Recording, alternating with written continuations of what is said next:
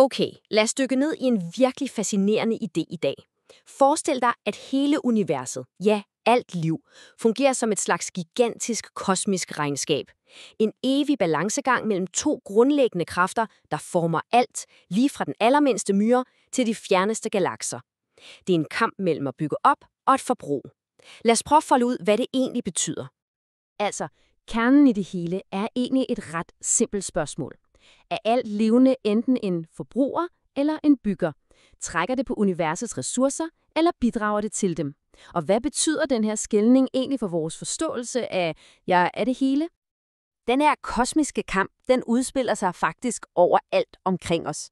Så lad os lige starte her på jorden med nogle skabninger, som vi alle sammen kender, for at se, hvordan det her fungerer i praksis. På den ene side, der har vi det, vi kan kalde kreditliv. Det er arter, der primært trækker ressourcer ud af økosystemet. Altså tænk på en græshoppesværm, der fuldstændig rydder et landskab eller hærmyrer på et ustoppeligt rovtugt. De tager et lån fra naturen, kan man sige. De opererer på kredit. Og på den anden side, der står dabit liv. Dem kan vi se som økosystemets ingeniører.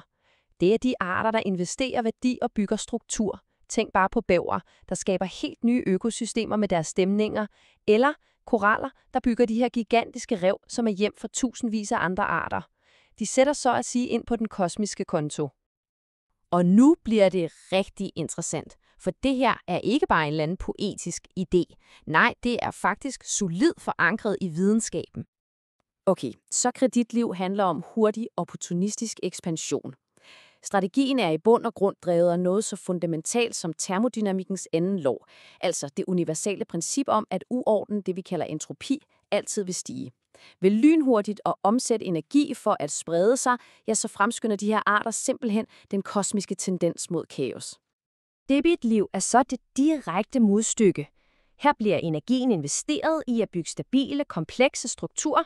Det handler om at skabe orden og modstandsdygtighed, og på den måde modvirker det faktisk den her universelle drift mod kaos. Så her kan vi se de to strategier side om side. De er jo hinandens totale modsætninger. Kreditlivet, det forskerne kalder R-strategien, satser på en enormt høj reproduktion, men med meget lav investering i hver enkelt. Tænk på mus. Og så har vi debitlivet, K-strategien. Det er lige omvendt. For unger, men en kæmpe investering i hver af dem. Tænk på elefanter. Den ene frigiver altså energi og skaber forandring, mens den anden samler energi for at bygge stabile, langtidsholdbare systemer. Men den her idé om en kosmisk balance, den er slet ikke ny. Faktisk er det et koncept, som menneskeheden har tumlet med i tusinder af år, både i filosofi og religion. Filosoffen Nietzsche, han fangede den her spænding helt perfekt. Han beskrev konflikten mellem det dionysiske, altså den her kaotiske, instinktive trang til at forbruge, og så det apollinske, den rationelle, ordnede trang til at bygge. Det er jo en fundamental kamp i os mennesker, vores drifter mod vores fornuft.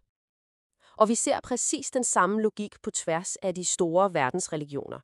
De har alle, på hver deres måde, formuleret livet som et slags kosmisk regnskab. Om vi kalder det karma i hinduismen, synd og nåde i de abrahamitiske religioner, eller gode og dårlige gerninger i islam, ja, så er grundideen den samme. Vores handlinger er enten indskud eller hævninger på en eller anden form for universel konto. Men hvad nu, hvis vi tager den her ramme og skalerer den helt op?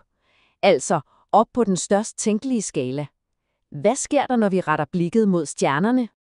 Okay, så baseret på alt, hvad vi har set indtil nu, hvordan vil en civilisation, der er fuldstændig og aldeles dedikeret til forbrug, så egentlig se ud? Forestil dig en slags galaktisk græshoppesværm, væsener, der ser stjerner som rene ressourcer. De bygger enorme strukturer, Dyson-sfærer, for at opsuge al energien og efterlader kun kolde, kosmiske ruiner i deres kølvand. Det er ren, uhæmmet kosmisk udnyttelse. Og i den helt anden grøft, hvad vil så være det ultimate udtryk for en civilisation, der er dedikeret til at bygge og skabe? Her taler vi om en civilisation af kosmiske ingeniører.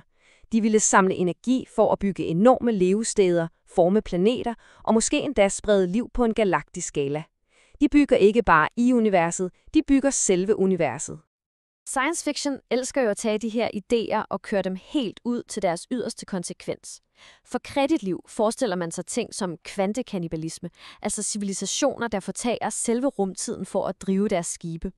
For debetliv har vi idéer som matryoshka-hjerner, gigantiske supercomputere bygget omkring stjerner for at opsamle al viden.